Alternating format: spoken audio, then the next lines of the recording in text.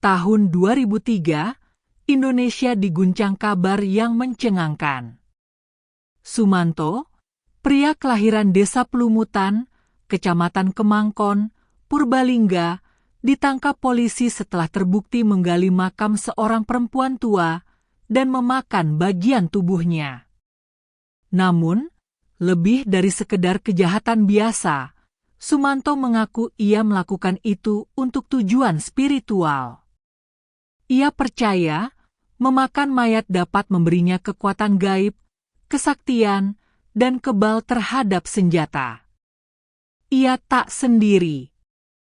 Ajaran itu ia dapat dari seorang guru spiritual sesat yang meyakinkan bahwa daging manusia yang sudah mati menyimpan energi luar biasa. Dalam pengakuannya, Sumanto menyayat daging jenazah di malam hari, dibawa pulang ke gubuknya, dimasak, dan disantap perlahan. Ia merasa damai, bahkan kuat. Penemuan jasad yang rusak di pemakaman membuat warga histeris. Tak butuh waktu lama bagi aparat dan warga menemukan Sumanto dengan potongan tulang dan bekas pembakaran yang mencurigakan. Kasus ini segera menjadi perhatian nasional. Media menyebutnya Sumanto, kanibal dari Purbalingga. Namun, banyak juga yang menilai bahwa Sumanto sebenarnya mengalami gangguan jiwa dan kerusakan mental akibat pengaruh ilmu hitam. Dalam proses hukum, Sumanto divonis dengan hukuman penjara. Tapi kisahnya tak berhenti di sana. Setelah bebas, ia sempat tinggal di pesantren rehabilitasi, mencoba hidup normal. Namun bayang-bayang masa lalunya tak pernah benar-benar hilang. Berikut adalah cerita yang diambil dari kisah Sumanto yang fenomenal dengan ditambah alur kisah misteri khas Kazaki Channel. Selamat mendengarkan.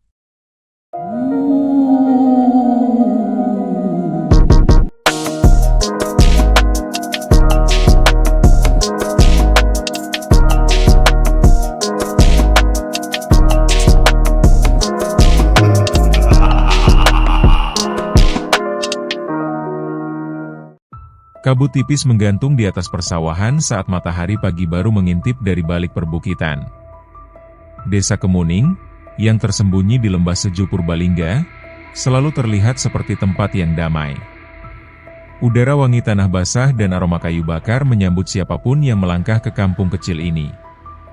Tapi di balik kesejukan dan senyum ramah warganya, tersimpan cerita-cerita tua yang enggan diungkit.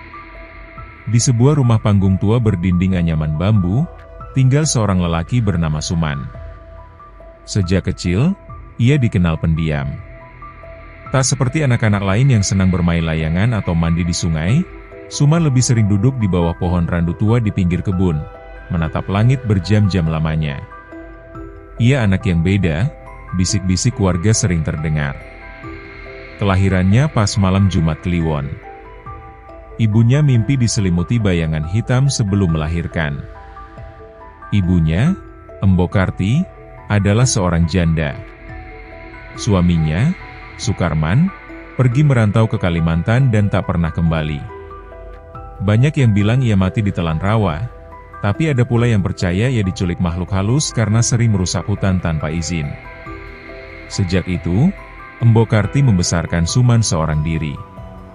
Ia menjual daun singkong dan tempe ke pasar, cukup untuk sekadar makan. Masa kecil Suman dipenuhi sepi.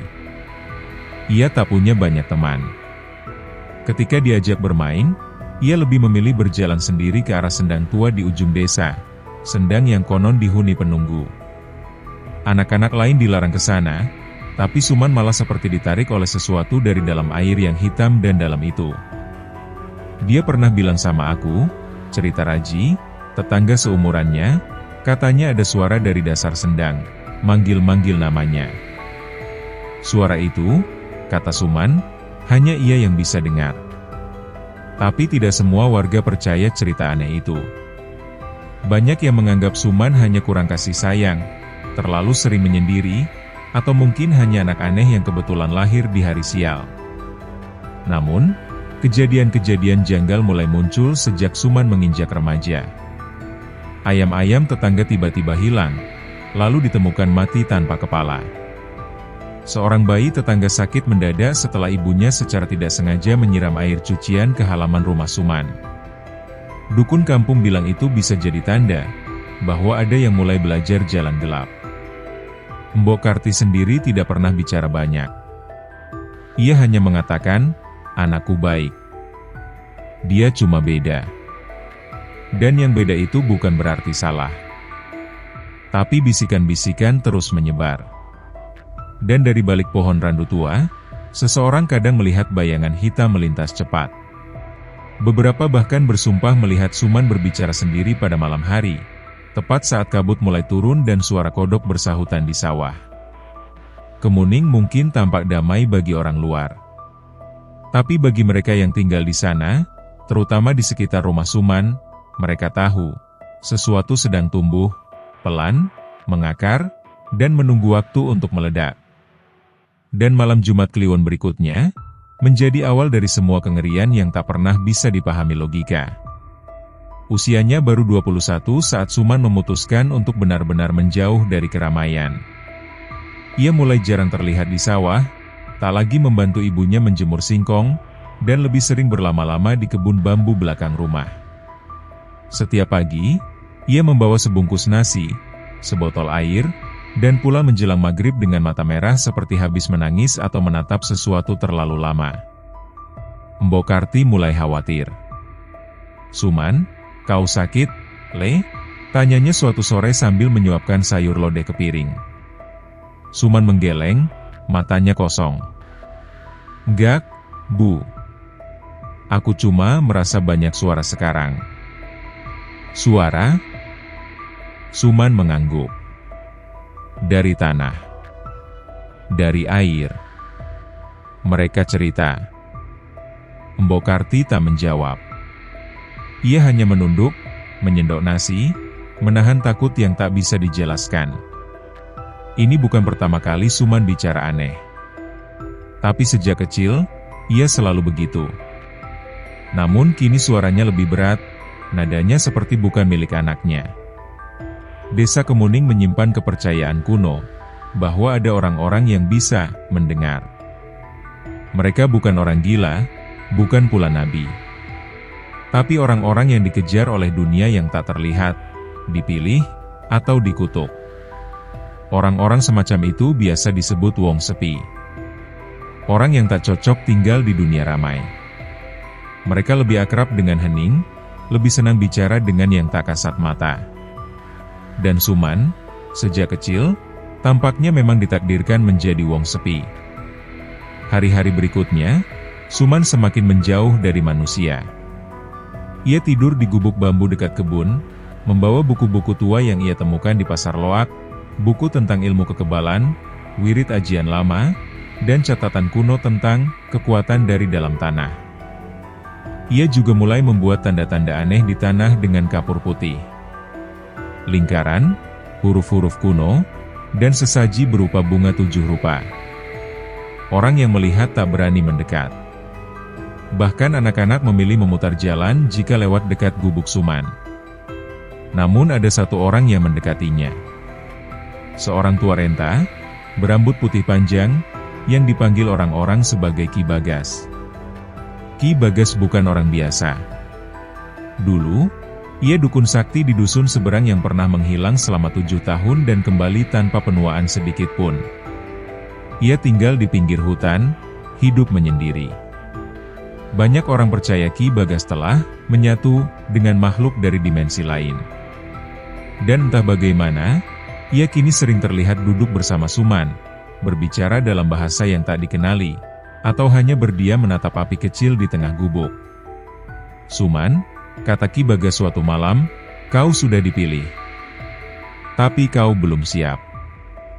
"Dipilih oleh siapa?" tanya Suman. "Bukan oleh siapa. Tapi oleh apa?" jawab Ki Bagas. "Tanah ini haus. Ia butuh nyawa untuk kembali hidup." Suman memandang lelaki tua itu dalam-dalam. suara jangkrik mendadak hening.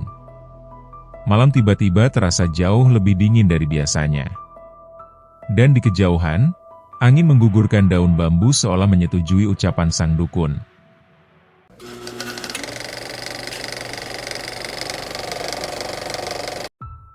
Sendang Wulan, begitu warga menyebutnya, sebuah kolam tua yang tersembunyi di balik rimbun bambu dan pepohonan liar, jauh dari pemukiman.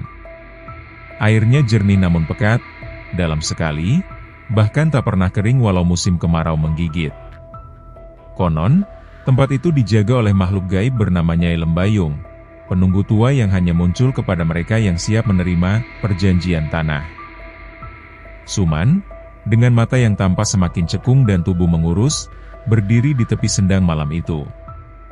Di belakangnya, Ki Bagas menyusun kembang 7 rupa dan membakar kemenyan hitam yang asapnya naik meliuk seperti ular.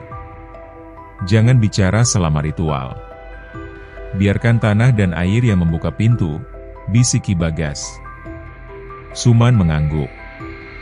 Ki Bagas mulai melafalkan mantra dalam bahasa Jawa kuno, dengan suara serak yang menggema menembus pepohonan. Bulan terlihat utuh malam itu, merah pucat seperti darah. Angin bertiup ganjil, menghembus ke arah dalam sendang seolah mengajak sesuatu untuk naik ke permukaan. Tiba-tiba, air di sendang bergelombang, padahal tak ada yang menyentuhnya. Bunga yang dilemparkan Ki Bagas perlahan mengambang ke tengah, lalu berputar seperti tersedot pusaran tak kasat mata. Suman mulai merasakan sesuatu. Dingin menjalari tulang belakangnya. Dadanya sesak. Dan dari dasar air, muncul bayangan samar, seorang perempuan berambut panjang, mengenakan kain putih lusuh, tanpa wajah. Ia tak berenang. Ia hanya muncul. Wes wayahe, gumam Ki Bagas. Wayahe awak mung lilani jiwo. Suman menunduk. Dalam pikirannya, suara-suara asing mulai mengisi ruang. Suara tangisan, tawa kecil, dan erangan seperti seseorang menahan sakit. Matanya terpejam. Tubuhnya mulai gemetar. Perempuan dari air itu bergerak mendekat ke tepi sendang.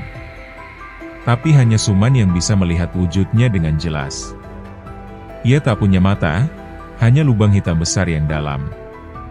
Suaranya terdengar langsung di dalam kepala Suman. Tumbal pertama, dari darah keturunan sendiri. Jika tidak, tubuhmu akan membusuk perlahan. Suman tercekat. Embokarti, pikirnya. Namun perempuan itu menghilang begitu cepat, seperti disedot kembali oleh air sendang yang kini kembali tenang. Kembang-kembang menyebar kembali ke pinggir. Suara malam kembali hidup. Tapi tidak bagi Suman. Dunia dalam dirinya sudah berubah. Ia terdiam, tapi dalam hatinya mulai ada perang. Apakah ia siap melakukan syarat itu? Ki Bagas menepuk pundaknya. Yang sakti bukan hanya ilmu, tapi niatmu. Jika niatmu goyah, tanah akan menolakmu. Suman menatap sendang sekali lagi sebelum mereka berjalan pulang. Malam semakin pekat. Tak ada bintang, hanya bulan merah yang menggantung rendah, seperti sedang mengawasi. Dan dari kejauhan, suara burung hantu terdengar 3 kali. Tanda kematian akan datang. Sejak malam ritual di Sendang Wulan, Suman tak lagi sama.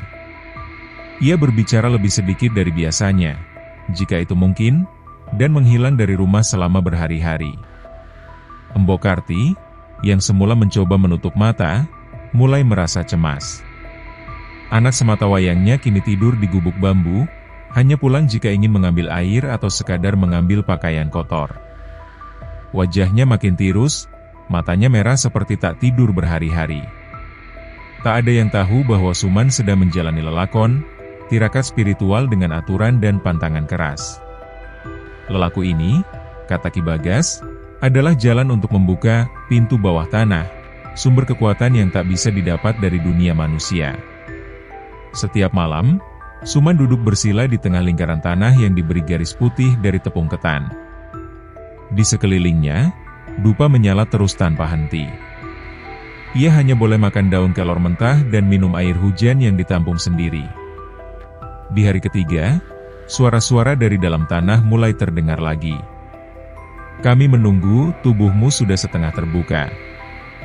Suara itu tidak datang dari telinga, melainkan dari dalam dada. Seolah rongga jantungnya menjadi ruang gema makhluk yang tak bisa disebut namanya. Pada hari ketujuh, Suman diminta untuk memotong sedikit daging dari lengannya sendiri dan meneteskan darah ke tanah sebagai bentuk janji.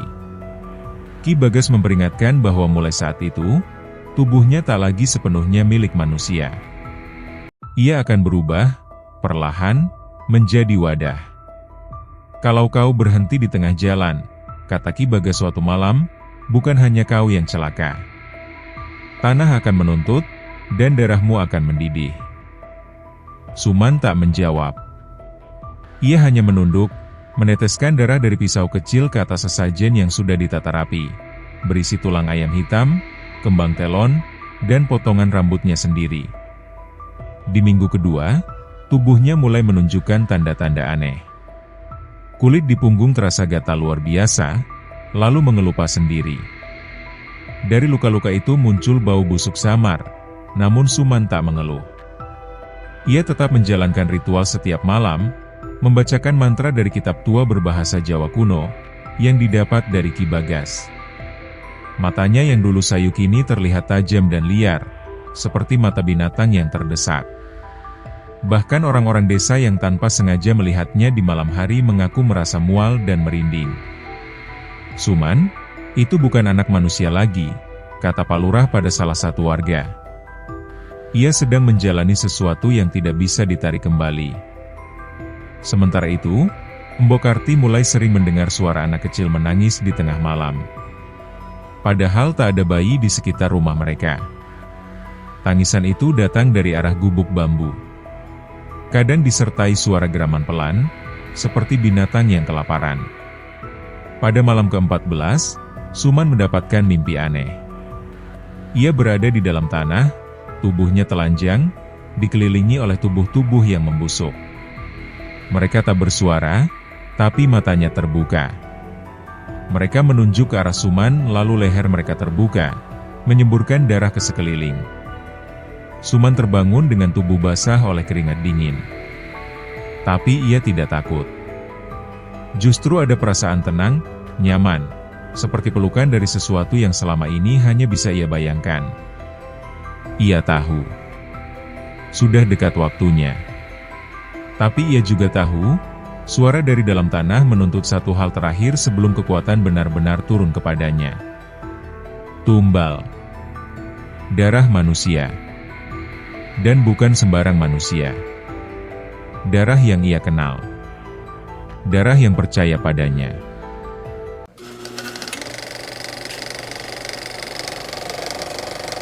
Angin malam di desa Kemuning kerap membawa aroma tanah basah dan dedaunan gugur. Tapi malam itu, angin membawa sesuatu yang lain, bau amis. Seperti darah yang sudah mengering, samar tapi menusuk. Bahkan anjing-anjing di kampung yang biasanya menggonggong riuh, kini diam. Seolah tahu sesuatu sedang berjalan di antara mereka. Di dalam gubuknya, Suman duduk di sudut ruangan. Wajahnya tak lagi seperti dulu. Pipi kirinya mulai tertarik ke bawah, seperti ototnya rusak dari dalam. Di balik baju lusuhnya, urat-urat di tubuh tampak menonjol kehitaman. Di tangan kanannya, tergenggam segumpal tanah yang selalu ia bawa, tanah dari makam tua yang digali diam-diam seminggu lalu. Malam itu, suara dari dalam tanah kembali datang, tapi tidak lewat mimpi. Ia datang dalam wujud bayangan. Bayangan itu berdiri di pojok ruangan. Tingginya hampir menyentuh langit-langit gubuk, bentuknya mirip manusia tapi lebih ramping, terlalu ramping, dan lehernya panjang. Wajahnya tak jelas, hanya sepasang mata merah yang menyala dalam kegelapan. Suman.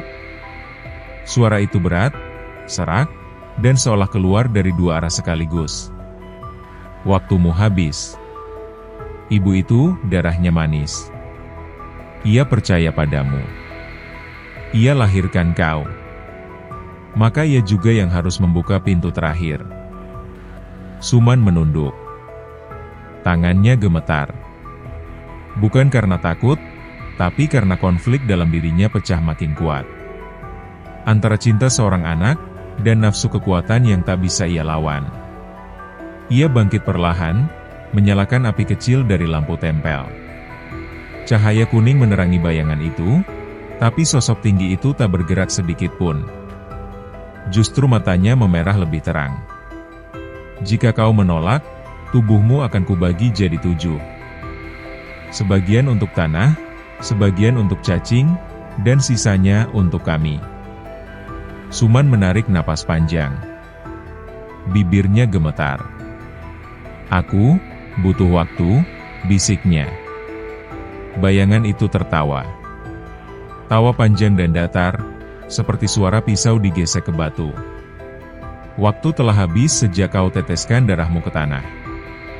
Kau milik kami, Suman. Dan kini, ibumu akan jadi jembatan. Dan bayangan itu lenyap. Tidak pergi, hanya menghilang ke dalam tanah, seperti kabut yang ditelan rerumputan basah. Malam itu, Mbok Karti terbangun dari tidurnya. Jantungnya berdetak cepat.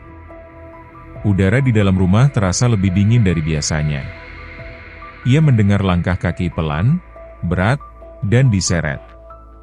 Tapi bukan dari luar, melainkan dari bawah lantai rumah panggung mereka. Suman, panggilnya dengan suara parau. Tak ada jawaban. Ia turun dari ranjang, mengambil senter tua, lalu membuka pintu depan. Hening. Tapi ketika ia menyorotkan cahaya ke arah kebun bambu, ia melihat sesuatu berdiri mematung di tengah gelap. Sosok tinggi. Kurus. Tak bergerak. Dan dari kejauhan, tampak 2 titik merah mata.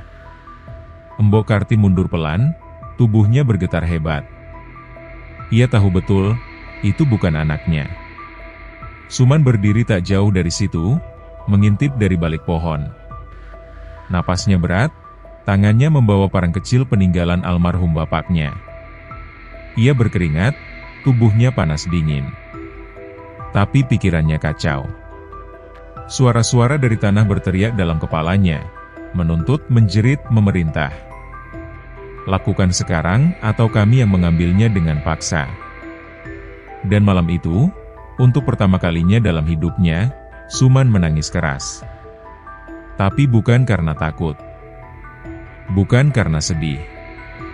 Tapi karena ia tahu, ia akan kehilangan satu-satunya orang yang pernah mencintainya. Dan itu, karena tangannya sendiri. Malam itu, angin di desa Kemuning terasa seperti berhenti bergerak. Pohon bambu diam, tak satu daun pun bergoyang. Bahkan jangkrik yang biasa mengisi gelap dengan nyanyian mereka pun memilih diam. Seolah alam tahu darah akan tumpah. Suman berdiri di depan rumah ibunya. Tubuhnya gemetar, bukan karena takut, tapi karena seluruh isi dadanya seperti dikepung suara-suara. Mereka tak berhenti, berbisik, meneriakkan mantra, dan kadang tertawa. Buka pintunya, tusuk perlahan, biarkan darahnya masuk ke tanah. Ia menggenggam parang tua yang sudah dililit kain putih. Tangannya penuh luka gores karena menggenggam terlalu kuat. Peluh dingin membasahi pelipisnya. Ia menatap jendela rumah yang setengah terbuka. Di baliknya, tampak siluet Mbok Karti yang tertidur dalam pelita temaram. Suman melangkah. Langkah pertama terasa berat. Langkah kedua, lebih ringan. Langkah ketiga, pintu kayu terbuka sendiri. Tanpa suara. Ruang tamu itu masih seperti dulu. Tikar pandan di lantai, meja kayu usang, dan foto almarhum bapaknya tergantung miring di dinding. Tapi malam ini terasa berbeda.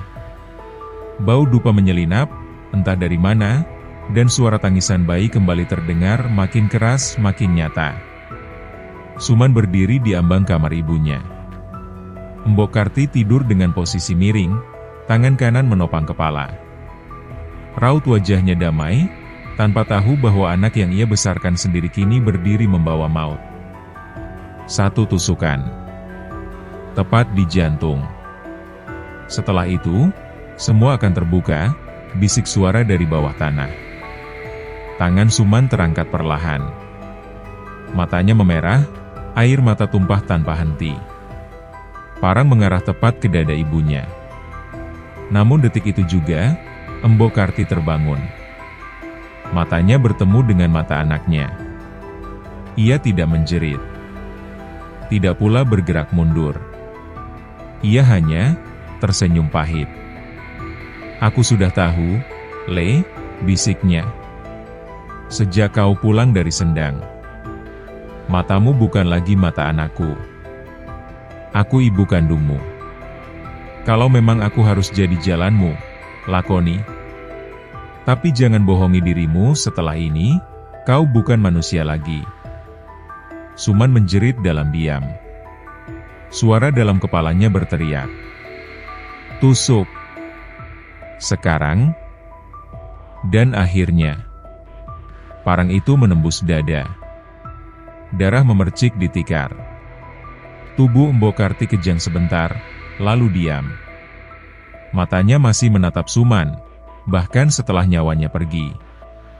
Saat fajar menyingsing, beberapa warga hendak mendekat, tapi dicegah oleh suara Ki Bagas yang tiba-tiba muncul dari kebun. "Jangan campuri urusan tanah. Biarkan yang sudah terpilih menjalani jalan gelapnya." Sementara itu, Suman duduk diam di samping jenazah ibunya yang mulai kaku. Parangnya telah dibungkus kain, diletakkan di altar kecil yang ia bangun dari batu dan tanah liat. Di atasnya, darah ibunya dioleskan membentuk lingkaran. Di bawah altar itu, tanah mulai retak. Dari retakan itu keluar aroma busuk yang lebih pekat. Seperti sesuatu dari dunia bawah sedang naik perlahan. Dan dari dalam tanah, muncul sepasang tangan kurus berkulit kehitaman, merayap seperti ular. Tumbal pertama telah diterima. Gerbang telah terbuka. Kekuasaan pertama telah turun. Dan pada hari itu, Suman bukan lagi manusia sepenuhnya.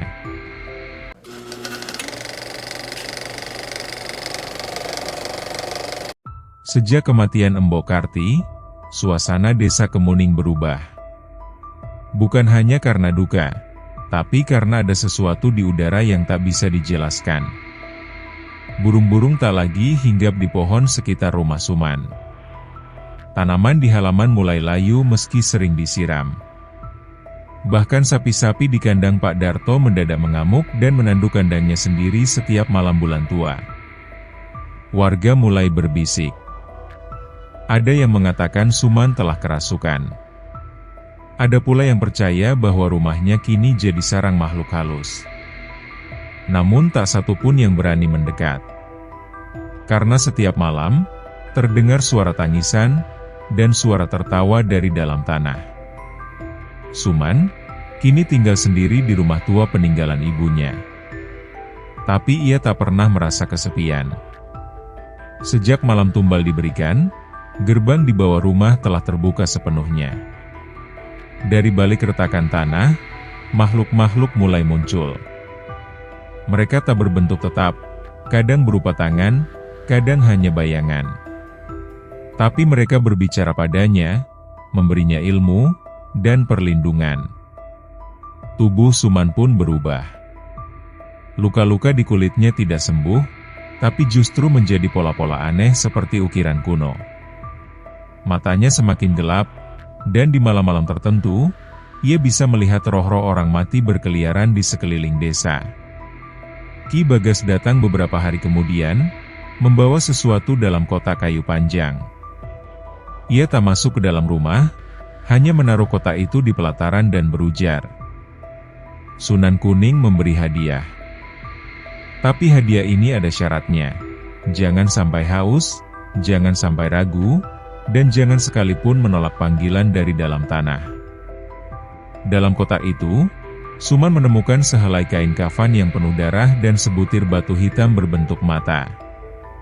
Ketika menyentuhnya, Suman melihat sekelebat penglihatan. Mayat-mayat bangkit dari kubur, tubuh-tubuh digantung terbalik, darah yang mengalir dari langit seperti hujan, dan ia sendiri, duduk di singgasana dari tulang, dikelilingi oleh makhluk setengah manusia setengah binatang. Suman tersenyum. Suara dalam tanah berkata, "Kini kau pemilik gerbang." Tapi kekuasaan sejati datang dengan lebih banyak darah. Beberapa warga mulai hilang. Awalnya seorang bocah, anaknya Pak Min, yang katanya jatuh ke sumur. Tapi saat sumur dikuras, tubuhnya tak ditemukan. Yang ada hanya tulang ayam mentah dan segumpal rambut panjang. Lalu seorang dukun pijat tua, Mbah Surti, ditemukan tak bernyawa di pinggir sawah. Wajahnya membiru, matanya hilang, dan mulutnya penuh tanah liat basah. Anehnya, tak ada jejak siapapun di sekitarnya. Pak Lurah mulai gelisah. Ia memanggil para tokoh desa dan mengadakan rapat malam di langgar. Tapi setiap pembicaraan selalu kembali ke satu nama. Suman. Sejak ibunya mati, dia tak pernah keluar siang hari, ujar Pak Darto. Dan kau tahu? Aku melihatnya jalan di kebun tengah malam, bicara sendiri, seolah sedang memberi makan sesuatu di lubang tanah, sahut yang lain. Tapi tak satu pun berani mendatangi rumahnya. Mereka tahu, rumah itu bukan milik manusia lagi. Di dalam rumah, Suman berdiri di atas altar tanah. Di bawahnya, lubang kini semakin besar, seperti sumur tak berdasar. Asap hitam keluar darinya, dan bisikan dari ratusan suara terdengar serempak. Kau telah membuka gerbang. Waktunya kau bangun pasukan. Kita rebut tanah ini. Dan malam itu, untuk pertama kalinya, tubuh Suman melayang di atas altar. Matanya terbuka lebar, dan dari mulutnya keluar suara asing yang bukan miliknya. Aku adalah putra tanah. Aku menolak langit. Aku menerima darah. Di luar rumah, anjing-anjing melolong serempak. Dan di kejauhan, kilat menyambar, meski langit tak berawan. Langit desa Kemuning mendung sepanjang minggu. Bukan mendung biasa, tapi mendung yang menggantung berat seolah menyimpan sesuatu yang tertahan. Udara panas, meskipun tak ada matahari. Burung-burung memilih terbang jauh, dan anjing-anjing menggali tanah tanpa alasan. Pak Lurah, yang biasanya tak percaya hal mistis, akhirnya mengambil keputusan. Ia memanggil Kiranu, seorang orang pintar dari desa seberang, yang dikenal sebagai penjaga batas, seseorang yang dipercaya bisa menutup gerbang gaib sebelum terlalu terbuka.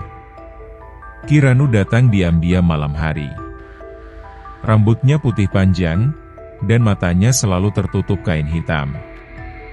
Ia hanya membawa satu tas kulit dan sebuah tongkat kayu cendana yang penuh dengan rajah. Ketika ia menginjak tanah desa Kemuning, ia langsung menggumam pelan. Bau darah sudah sampai ke akar padi. Gerbangnya bukan kecil. Ini pemanggilan dari dalam niskala. Malam itu, mereka berkumpul di langgar. Pak Lurah, Kiranu, Pak Darto, dan beberapa warga yang masih berani. Mereka sepakat untuk melakukan penyelidikan ke rumah Suman, atau yang kini disebut warga sebagai Omah Getih, Rumah Darah. Jika dibiarkan, kita semua akan lenyap. Anak-anak bisa diambil, sawah bisa busuk, dan roh-roh yang dulu tidur akan bangkit, ucap Kiranu. Dengan mantra pelindung, daun sirih 7 lembar, dan air kelapa muda yang telah dibacakan doa-doa, rombongan berangkat diam-diam menuju rumah Suman. Tapi mereka tak tahu. Suman sudah tahu mereka datang. Di dalam rumah, ia duduk di depan altar, tubuhnya tak berkedip. Lubang tanah di bawah altar telah menjadi mulut besar penuh uap hitam. Dari sana muncul bayangan samar, sebuah tubuh besar tanpa kepala, berdiri membelakanginya. Mereka datang. Buka barisan pertama. Tunjukkan padanya, kau bukan lagi manusia. Suman berdiri. Matanya merah darah. Dari belakang rumah, bayangan-bayangan hitam mulai merayap keluar dari retakan tanah, menjelma seperti sosok manusia tanpa wajah. Mereka mendesis, merayap di dinding, dan menyebar ke kebun. Ketika rombongan sampai di depan rumah, suasana sudah sunyi. Terlalu sunyi. Kiranu menggenggam tongkatnya kuat-kuat. Jangan sampai injak tanah dekat pohon jambu, bisiknya. Tanah itu sudah hidup. Pak Darto melangkah pelan, membawa lampu petromak. Tapi begitu sinarnya menyentuh tembok rumah, tangan hitam keluar dari sela-sela papan, memukul lampu hingga pecah. Gelap seketika. Lalu suara itu datang. Tawa. Tapi bukan tawa manusia. Tawa dari banyak mulut. Dari bawah tanah.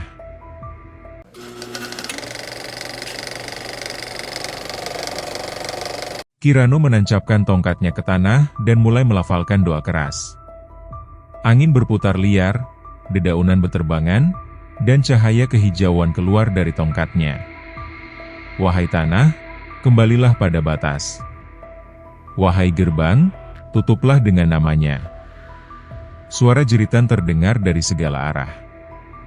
Bayangan-bayangan yang menyerang mulai terbakar, melengking seperti kelelawar tersiram api. Tapi saat itu juga, pintu rumah terbuka perlahan. Suman berdiri di ambang pintu, tubuhnya tinggi menjulang, matanya merah menyala, dan kulitnya tampak seperti retakan tanah kering.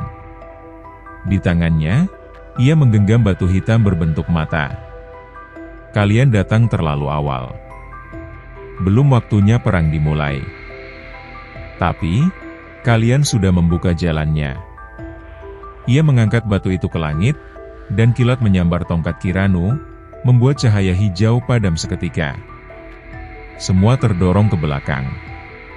Kiranu muntah darah, tubuhnya gemetar hebat.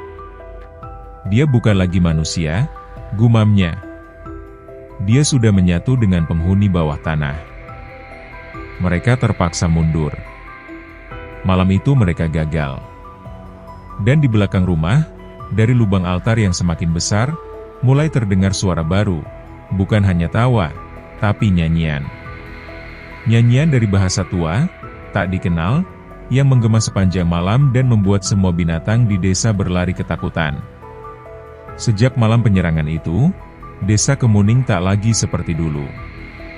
Langit selalu muram, tanah-tanah jadi lembek seperti lumpur meski tak pernah hujan. Di beberapa sudut desa, warga menemukan bekas telapak kaki, besar, berlendir, dan mengarah ke satu tempat, rumah Suman. Tapi yang paling menyeramkan bukan itu. Setiap tengah malam, dari arah rumah Suman terdengar nyanyian. Bukan dari mulut manusia, melainkan seperti suara ratusan makhluk menyanyi dalam bahasa yang tak dipahami siapapun. Irama nyanyiannya bergetar, mengendap di kepala, dan bagi yang mendengarnya terlalu lama, mereka bisa kehilangan akal.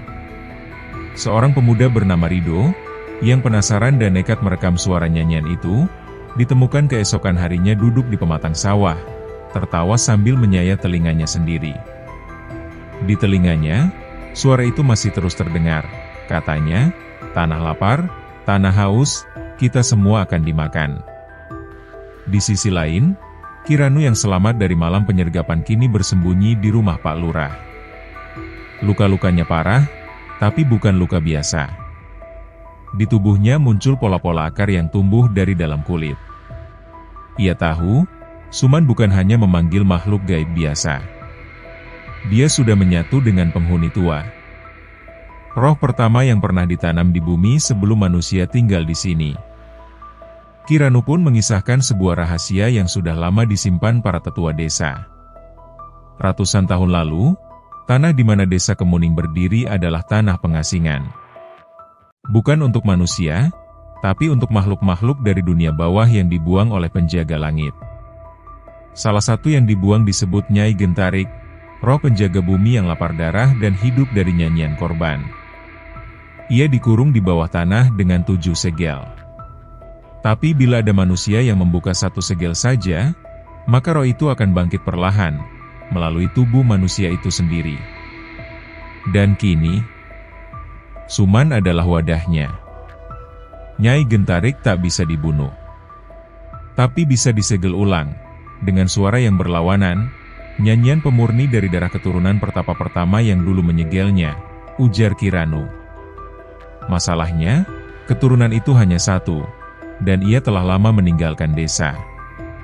Sementara itu, di rumah Suman, altar kini telah berubah jadi sebuah sumur darah. Dari dalamnya, makhluk-makhluk mulai keluar dengan bentuk lebih jelas. Kepala kerbau bertanduk, tubuh perempuan dengan kaki ayam, dan bayi yang melayang terbalik di udara sambil tertawa. Di tengah mereka, Suman duduk bersila. Tubuhnya kini bukan lagi milik manusia biasa. Urat-uratnya hitam, suaranya bergema 2 lapis, dan matanya penuh bayangan. Ia bernyanyi bersama mereka. Bukan karena ia ingin, tapi karena suara itu sudah menyatu dengan darahnya. Tanah ini milik kami. Darahmu akan kami minum. Dagingmu akan kami garami. Anak-anakmu akan kami nyanyikan menuju liang. Nyanyian itu terus menggema. Dan setiap kali bait selesai, 1 warga desa jatuh sakit, kerasukan, atau menghilang tanpa jejak. Pak Lurah memutuskan, keturunan pertapa pertama harus ditemukan. Mereka membuka catatan tua, dan menemukan 1 nama, Naila, cucu terakhir dari Mbah Semedi, pertapa penjaga segel yang menghilang puluhan tahun lalu ke kota. Naila kini tinggal di Purwokerto, jadi guru honorer, dan tak tahu menahu bahwa darah dalam tubuhnya menyimpan kunci keselamatan tanah kelahirannya. Pak Lurah mengirim Pak Darto dan Kiranu ke sana, dalam perjalanan yang akan menjadi penentu, bisa menutup gerbang, atau terlambat selamanya. Dan malam itu, nyanyian dari rumah Suman mencapai nada paling tinggi. Jika darah pemurni tak kembali ke tanah ini, maka Kemuning akan jadi tempat lahir anak tanah. Dunia atas, akan kami telan perlahan. Langit Purwokerto mendung saat mobil tua yang ditumpangi Pak Darto dan Kiranu memasuki halaman sekolah tempat Naila mengajar. Kiranu tampak lelah, tubuhnya yang mulai membusuk dari dalam membuat ia kesulitan berjalan. Sementara Pak Darto masih memendam kebingungan, kenapa semua harapan kini ditaruh pada seorang perempuan muda yang bahkan tak tahu siapa dirinya. Naila, 28 tahun, guru bahasa Indonesia sederhana, belum pernah kembali ke desa kakeknya sejak kecil. Ia tumbuh tanpa tahu apapun tentang warisan gaib dalam darahnya. Maka saat Kiranu membuka pembicaraan dan menyebutkan nama Nyai Gentarik, darahnya seperti merespon sendiri. Dada Naila berdebar, telinganya panas, dan dalam sekejap, ia melihat kilasan bayangan sawah merah dan lubang besar penuh tangan yang menjulur dari tanah. Apa ini mimpi? Tanya Naila terisak. Itu bukan mimpi. Itu adalah ingatan yang diwariskan. Darahmu mengingat. Tubuhmu dipanggil. Kau satu-satunya yang bisa menyanyikan nyanyian pemurni. Atau semuanya akan musnah. Naila menolak awalnya. Ia ketakutan, bingung, dan menganggap mereka gila. Tapi malam itu, di dalam mimpinya, ia melihat seorang kakek tua, Mbah Semedi, duduk di atas batu besar sambil berkata, "Endok, kau punya suara yang bisa menidurkan iblis. Kembali ke tanah itu. Nyanyikan laguku, sebelum nyanyian setan menelan semuanya."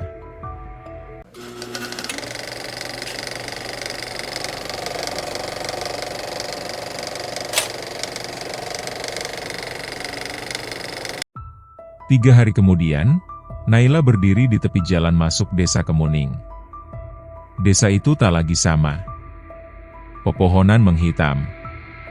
Udara dingin seperti kematian. Dan suara nyanyian dari rumah Suman kini terdengar meski siang hari. Di setiap sudut desa, orang-orang menyembunyikan diri. Rumah-rumah dikunci rapat. Sesekali terdengar tangis dari dalam sumur, atau jeritan dari balik sawah. Naila hanya membawa satu warisan dari Mbah Semedi, sebuah kitab tua berisi barisan lirik kuno dalam bahasa Jawa kuno, nyanyian pemurni. Tapi Kiranu mengingatkan, lagu itu hanya akan bekerja bila dinyanyikan tepat di atas lubang segel. Dan kau harus bernyanyi sampai akhir. Sekali terputus, maka kau akan tergantikan. Digantikan oleh apa? Tanya Naila. Kiranu diam. Matanya menerawang. Oleh anak-anak tanah. Mereka yang dikandung bumi dan akan lahir dari tubuhmu. Malam itu mereka menyusun rencana. Naila akan ditemani Pak Darto dan Kiranu masuk ke rumah Suman, mendekati altar, dan menyanyikan nyanyian pemurni selama 7 bait. Setiap bait akan memanggil satu unsur penjaga: air, api, udara, batu, besi, garam, dan suara. Tapi mereka tak tahu, Suman sudah tahu mereka datang. Dan Suman sudah tidak sendiri. Di rumah darah itu, Suman berdiri di tengah altar, tubuhnya kini bukan hanya dihuni satu jiwa. Nyai Gentarik telah sepenuhnya bangkit. Suaranya 2 lapis, gerakannya tak lagi seperti manusia. Ia membuka tangannya ke langit. Darah pemurni telah datang. Tapi suara kami lebih dulu membelah malam. Biar dia bernyanyi, biar dia menangis. Gerbang sudah terbelah. Tak ada yang bisa menutupnya. Dari dalam altar, makhluk-makhluk keluar. Ada yang menyeret rantai, ada yang berjalan dengan tangan, ada pula yang mengambang seperti kabut pekat.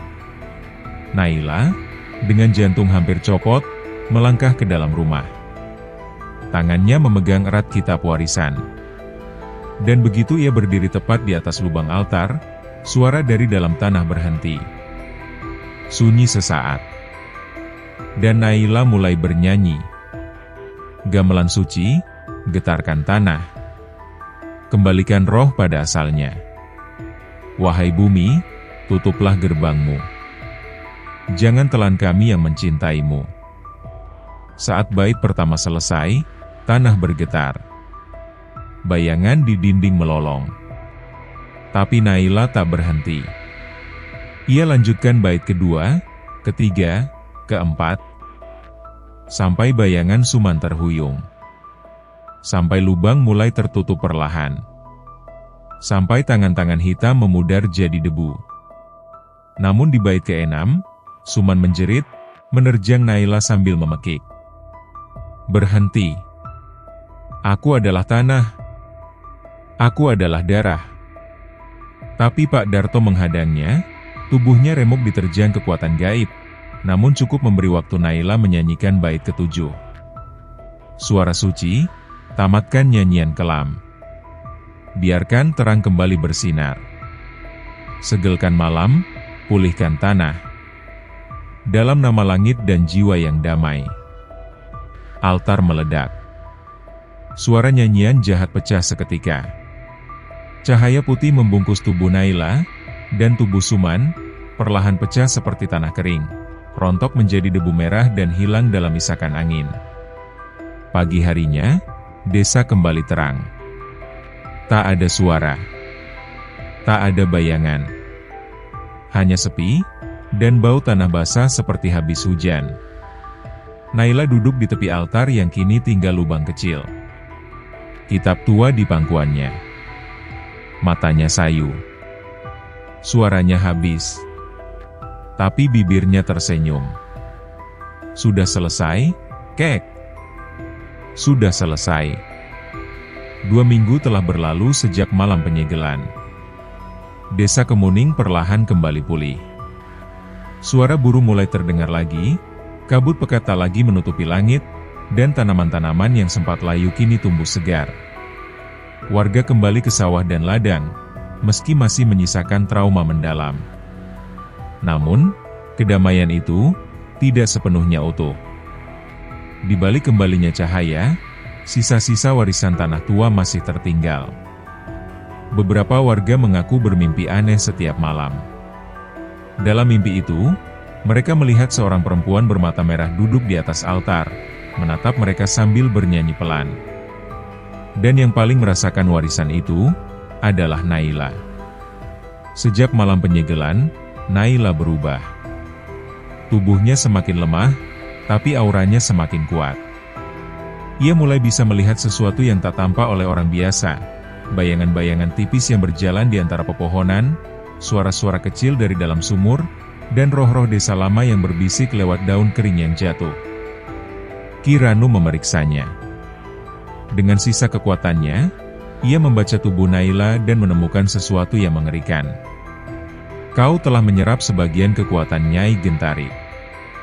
Segel berhasil, tapi sebagian jiwanya tinggal di tubuhmu. Naila terdiam. Apakah aku akan menjadi dia? Bisiknya. Tidak, jawab Ki Ranu. Selama kau tetap menjaga nyanyian suci itu.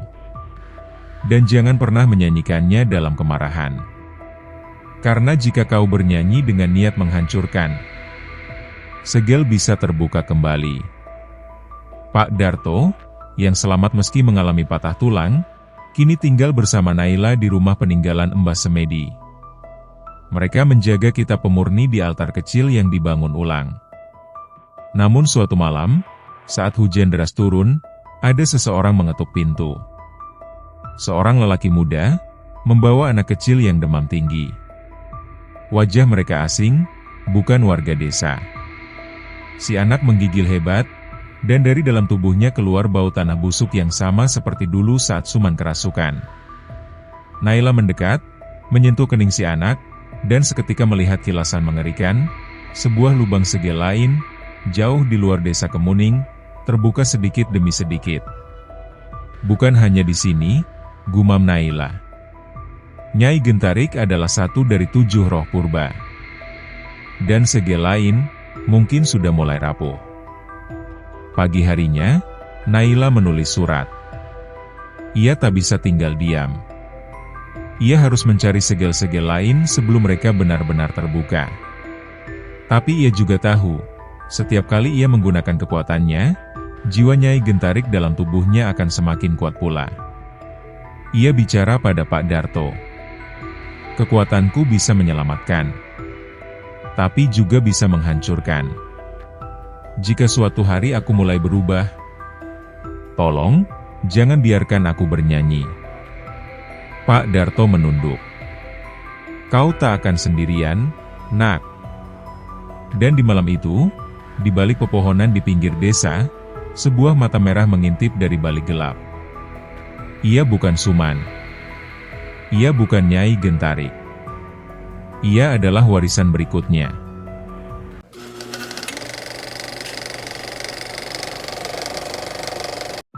Di perjalanan menuju Kalimantan, Naila membawa kitab pemurni dan suara yang diwarisi dari leluhurnya. Tapi kini, ia sadar, setiap segel akan berbeda. Setiap roh memiliki lagu penyegelan sendiri. Dan suara yang ia miliki, hanya cocok untuk satu roh saja, Nyai Gentarik. Di dalam kereta malam menuju pelabuhan Tanjung Perak, Naila terjaga dari tidurnya oleh suara-suara aneh. Penumpang lain tertidur lelap. Tapi di kaca jendela, ia melihat bayangan laki-laki tua berambut lumut berdiri di luar gerbong, meski kereta sedang melaju cepat. Ia menoleh. Bayangan itu kini duduk tepat di hadapannya. Kau hendak menutup gerbang lain, cucu Semedi? Kau butuh lebih dari sekadar suara, kau butuh jiwa penyangga. Karena bila roh baru kau segel tanpa jiwa penyangga, kau yang akan dijadikan gantinya. Naila tersentak. Bayangan itu lenyap. Tapi di pangkuannya, entah dari mana, muncul satu halaman baru dalam kitab tua. Halaman itu bergaris merah dan bertuliskan, Gerbang kedua, Bayurung, roh air yang mencuri bentuk dan menguras isi kepala. Lagu pemurninya hanya bisa dinyanyikan oleh mereka yang kehilangan anak. Jiwa penyangganya adalah seorang ibu yang bersedia merelakan duka terbesarnya. Sesampainya di Kalimantan, Naila menumpang perahu menuju desa kecil yang dikenal sebagai Kampung Sungai Sebuai. Desa ini dikelilingi rawa, dan dihuni oleh 43 kepala keluarga. Namun sejak 2 bulan terakhir, 5 anak hilang dalam keadaan misterius. Tak ada jejak. Tak ada mayat. Yang tertinggal hanyalah baju mereka yang terapung, basah, dan bau amis besi. Naila bertemu dengan Mak Yuhana, ibu dari salah satu anak yang hilang. Perempuan tua itu menatap kosong, kehilangan semangat, dan setiap malam duduk di pinggir rawa sambil bersenandung lagu masa kecil. Saat Naila mendekat dan menunjukkan halaman pemurni, Mak Yuhana terseduh, lalu berbisik, "Ambil suaraku. Kalau itu bisa memulangkan anak-anak lain." Naila memeluknya erat. Dan malam itu, mereka berdua berdiri di tepi rawa yang gelap, menunggu, saat gerbang kedua mulai terbuka. Air rawa mendidih. Udara jadi berat. Dari dalam air, muncul sesosok makhluk besar, bermata banyak dan bertubuh licin, menyerupai tubuh anak-anak yang saling menempel. Suara tangis dan tawa menyatu menjadi melodi gila. Mak Yuhana menyanyikan bait-bait pemurni. Suaranya serak, namun penuh luka sejati. Naila memeluk bahunya, dan mulai menguatkan lantunan itu dengan doa-doa leluhur. Air menjerit. Rawa memerah. Dan perlahan, suara tawa dari dalam air memudar. Sosok makhluk itu hancur perlahan, menjadi butiran cahaya. Tapi saat segel hendak tertutup sepenuhnya, makhluk itu mencengkeram kaki Naila. "Kau mulai membuka semuanya, pewaris nyanyian. Maka kau takkan pernah pulang." Namun tiba-tiba, suara ketiga terdengar. Suara tangisan laki-laki. Dari balik gelap, ayah anak-anak itu, Pak Barjo, datang sambil membawa tulang anaknya yang ia temukan di akar beringin. Tangisnya menyatu dengan nyanyian. Dan roh Bayurung tertidur kembali. Pagi pun datang. Rawa jadi tenang. Tapi rambut Naila kini mulai memutih di ujungnya. Di matanya tersimpan air tak bergerak, tanda bahwa roh air meninggalkan bekas. Mak Yuhana memeluknya, dan berbisik, "Kau anak tanah, tapi kau juga anak langit. Jangan padam sebelum semuanya tersegel." Di langit jauh sana, 6 titik cahaya merah mulai menyala, satu persatu. Dan dari tanah Bali, seorang pendeta tua yang sudah lama meninggalkan dunia spiritual membuka matanya, karena ia tahu, pewaris suara akan datang. Bali, di balik hiruk-pikuk wisata dan aroma dupa, menyimpan sesuatu yang lebih tua dari sejarahnya sendiri. Di lereng Gunung Batu Karu, tersembunyi sebuah pura kuno yang tak tercatat dalam peta wisata manapun. Namanya, Pura Tapalemah, dikenal oleh sedikit orang tua sebagai tempat pengurungan angin yang menipu. Di sanalah Naila kini menuju, dipandu oleh suara-suara di kepalanya, suara yang kadang ia sadari bukan miliknya sendiri. Bayang-bayang Nyai Gentarik, meski sudah tersegel, masih kerap berbisik, memperingatkan, atau menggoda. "Kau tak bisa menutup semua gerbang, Naila. Karena yang terakhir harus dibuka dari dalam dirimu sendiri." Sesampainya di desa Candi Kuning, tempat terdekat menuju pura, Naila disambut oleh Jero Mangkudarma, seorang pemangku tua yang sudah lama menanti seseorang yang disebut dalam ramalan kitab leluhur. "Kau suara ketiga," ucap Mangkudarma. "Dan kau akan menghadapi yang paling halus. Si Mirah Tundung, roh penyamar yang mencuri wajah cinta." Si Mirah Tundung dikenal dalam legenda Bali sebagai penunggu angin sore. Ia menjelma jadi sosok orang tercinta, menggoda jiwa dengan kerinduan, lalu mengisap ingatan dan menyisakan tubuh kosong. Gerbang ketiganya tersembunyi di balik lembah kabut, hanya bisa terbuka saat senja, saat cahaya dan bayangan menyatu. Hari itu, menjelang sore, Naila duduk di pelataran pura. Angin lembut meniup rambutnya. Mangkudarma berdiri di belakangnya, membaca kidung pelindung. Tapi Naila tahu, ia harus menghadapi roh itu sendiri. Tak ada lagu pemurni kali ini. Segel ketiga hanya bisa ditutup oleh kebenaran yang tak bisa dibohongi. Dan saat bayangan panjang muncul di antara kabut, Suman datang. Wajahnya utuh, senyumnya ramah. Naila, kamu berhasil, aku bangga. Aku sudah berubah. Aku ingin menebus semuanya. Naila terdiam. Ia tahu Suman sudah hancur di kemuning. Ini bukan Suman. Lalu muncul lagi bayangan. Pak Darto. Dengan tongkatnya, memanggil pelan, Naila, pulanglah, kita belum selesai membangun altar. Lalu muncul Mbah Semedi. Dengan suara gemetar, menasihati seperti dulu. Semua datang silih berganti. Semua wajah yang Naila cintai dan hormati. Hingga akhirnya, bayangan terakhir muncul. Ibunya. Yang telah lama wafat karena sakit, kini berdiri di hadapannya sambil berkata, "Enduk, pulanglah, biar ibu peluk sebentar saja." Tangis Naila pecah. "Berhenti," katanya pelan. "Berhenti, kalian bukan mereka." Wajah-wajah itu mulai bergetar. Angin berputar liar. Langit bergemuruh. Naila berdiri dan berteriak, "Aku tahu kalian semua palsu. Dan kebenaran tak bisa disamarkan." Suara itu mengguncang lembah. Kabut terkoyak. Sosok asli si Mirah Tundung muncul, makhluk angin setengah transparan, dengan wajah yang terus berganti-ganti, menangis dan tertawa dalam waktu bersamaan. Tapi Naila menyanyikan satu bait kecil dari hatinya. Dan dengan itu, roh penyamar berteriak, lalu tercerai-berai oleh cahaya matahari terakhir. Gerbang ketiga tertutup.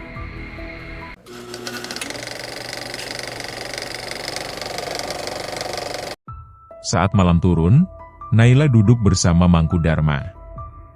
Di tangannya, halaman baru dari kitab pemurni terbuka sendiri, tanda segel berikutnya akan muncul. Namun Mangkudarma memperingatkan, 3 sudah tersegel, tapi kekuatan dalam dirimu tumbuh pula. Dan roh terakhir nanti, bukan lagi dari tanah luar, tapi dari tubuhmu sendiri. Dari kejauhan, di sebuah tempat yang tak bernama, seorang pemuda melihat langit berkedip merah. Ia bukan dukun, bukan pendoa. Tapi matanya merah menyala. Dan di tubuhnya, terpatri luka berbentuk spiral. Suara pemurni mulai bernyanyi lagi. Maka suara pengacau akan ikut bersenandung. Malam terasa lebih gelap dari biasanya. Bintang-bintang seperti meredup saat Naila kembali ke penginapan kecilnya di Candi Kuning.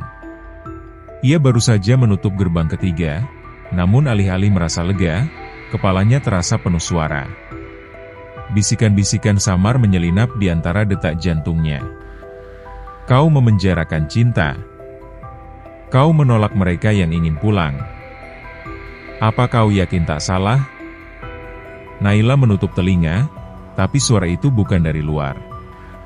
Suara itu berasal dari dalam dirinya. Pagi harinya, ia menerima surat dari Pak Darto.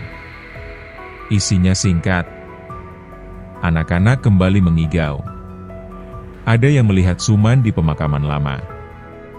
Hati-hati. Segel kita mungkin tak utuh. Naila panik.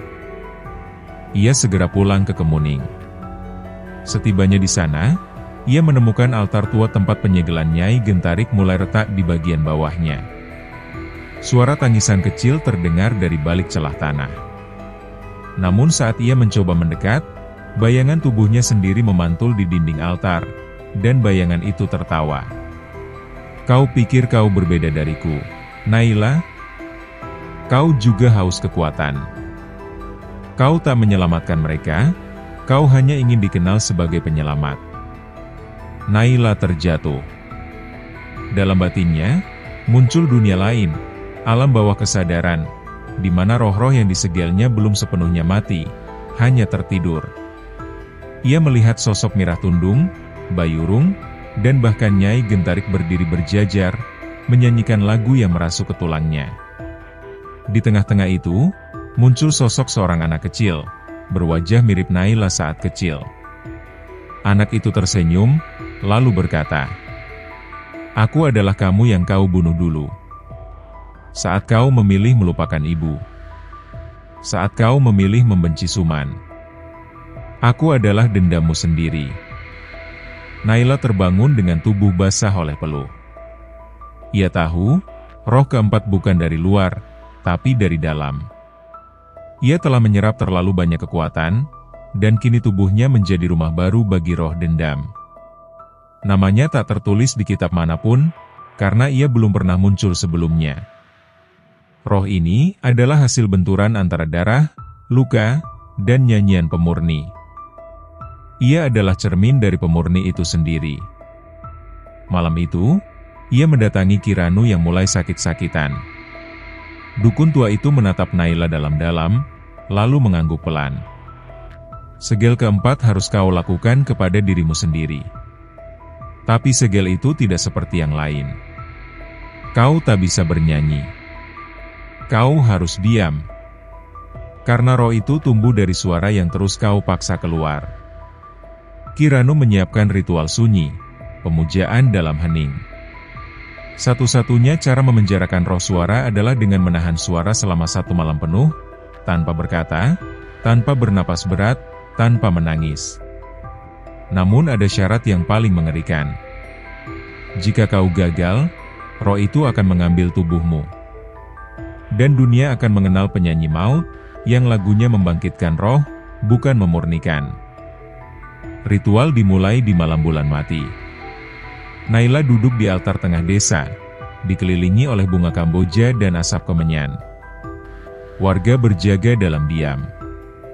Bahkan suara jangkrik seperti menghilang.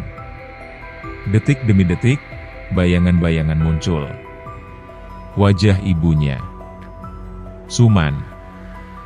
Pak Darto. Bahkan suara Naila sendiri berbisik dari dalam dadanya. "Bernyanyilah, lepaskan. Dunia ini butuh suaramu." Air mata mengalir. Tangannya gemetar. Tapi ia tetap diam. Lalu, tepat tengah malam, suara terkeras terdengar dalam dirinya. "Kau pengecut. Kau hanya meniru kekuatan Gentarik. Suaramu bukan milikmu. Kau hanya pewaris, dan kami akan mengambilnya kembali." Dada Naila terasa terbakar. Tapi ia menggenggam tanah di bawahnya, lalu memejamkan mata, mengingat satu kenangan terakhir bersama ibunya, saat mereka menyiram bunga di halaman kecil rumah tua. Senyum ibunya. Itulah suaranya yang sejati. Dan tepat saat jam menunjuk pukul 3 dini hari, tanda, waktu sunyi sempurna, roh keempat terbelah. Tak melawan. Tak menjerit. Ia hanya menghilang, seperti kabut yang tak tahu kemana harus kembali. Pagi menjelang. Naila pingsan dalam pelukan Pak Darto. Saat ia sadar, rambutnya sudah benar-benar memutih. Suaranya hilang. Untuk sementara, ia menjadi bisu. Namun altar kini tenang. Langit terang. Dan halaman baru muncul dalam kitab pemurni, tulisan dalam huruf merah darah. 4 telah tertidur. 3 lainnya menunggu. Tapi 1 telah bangun, dari dalam tubuh yang terbuang. Di kota besar Jakarta, seorang pemuda tunawisma tiba-tiba menyanyi di perempatan jalan. Suaranya merdu, terlalu merdu. Dan orang-orang yang mendengarnya, mulai menangis, lalu tertawa, lalu diam untuk selamanya.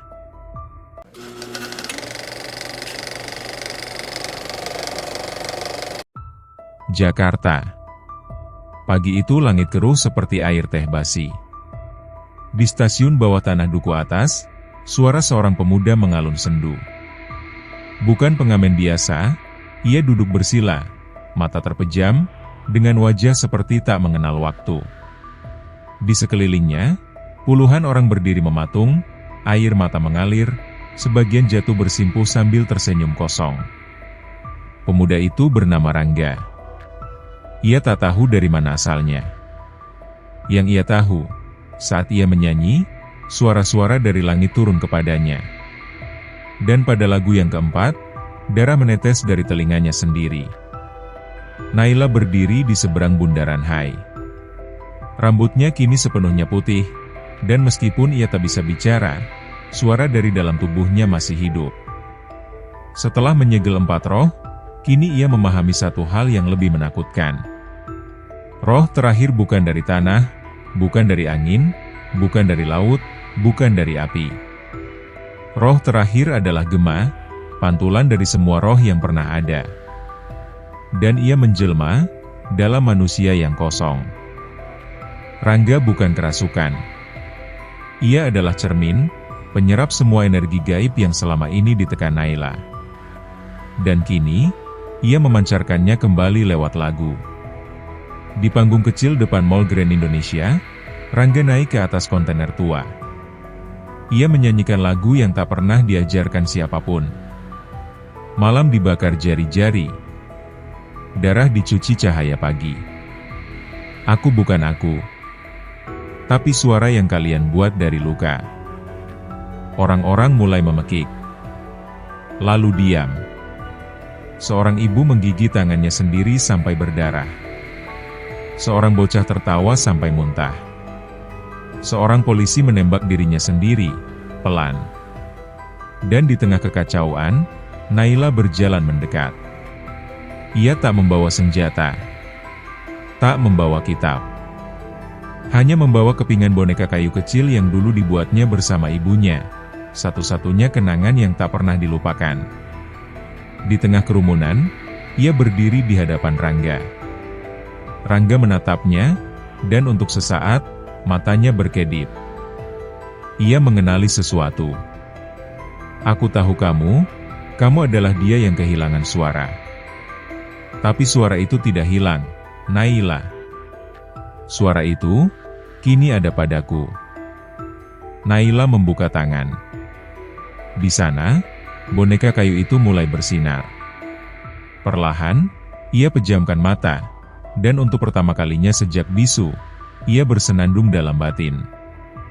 Lagu yang tak keluar dari mulut, tapi dari kenangan. Lagu untuk ibunya. Lagu untuk Suman. Lagu untuk dirinya sendiri.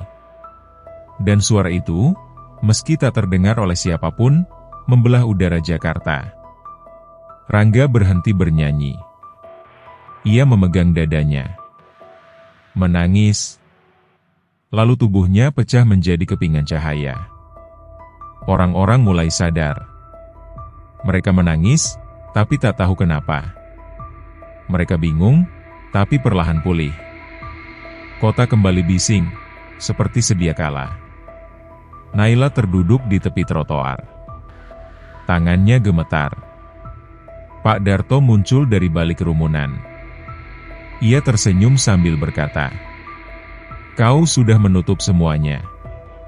Tapi kau juga membuka sesuatu. Dunia kini tahu bahwa suara bukan sekadar alat. Ia bisa menyembuhkan atau membunuh." 3 bulan kemudian, di Kemuning, Naila kembali ke rumah ibunya. Ia menanam pohon Kamboja baru di halaman, tepat di tempat altar Nyai Gentarik dulu berdiri. Di bawah pohon itu, ia menuliskan satu kalimat pada batu kecil. Yang menyanyi dari luka, akan dibisikkan oleh langit. Kini ia tak lagi menyanyi. Tapi ia menulis. Dan tiap kata yang ia tulis, menyembuhkan satu suara yang pernah hilang di dunia ini. Dan jauh di laut selatan, terdengar suara tawa kecil. Bukan tawa jahat, tapi tawa anak-anak. Karena bahkan para roh pun tahu, ketika luka disuarakan dengan jujur, mereka bisa pulang dengan damai.